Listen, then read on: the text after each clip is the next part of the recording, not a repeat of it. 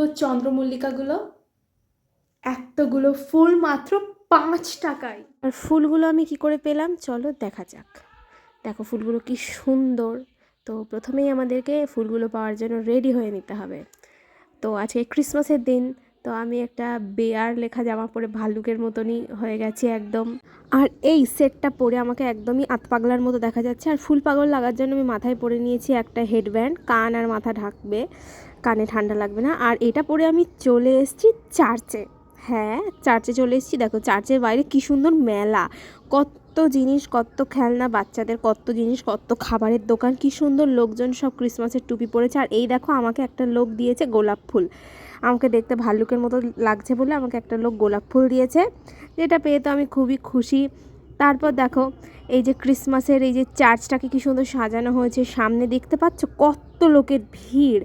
আর এই ভিড়ের মধ্যেই বিক্রি হচ্ছিল সেই ফুলগুলো। আর এখানে দেখো যীশুখ্রিস্টের জন্মের যেই মানে যেই ঘটনাটা, সেটাকে কি সুন্দর মূর্তির মাধ্যমে দেখানো হয়েছে।